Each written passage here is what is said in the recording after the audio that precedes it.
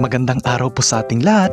Ngayon po pala'y namasyal ang aming buong klase sa isang lugar na kung saan may kita mo ang mga napakagagandang tanawin.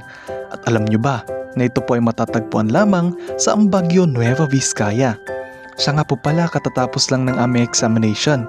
At ayun po ang aming marksmanship sapagkat kami po ay nagtitake currently ng Bachelor of Forensic Science and we're studying in the St. Mary's University located in Bayambong, Nueva Vizcaya.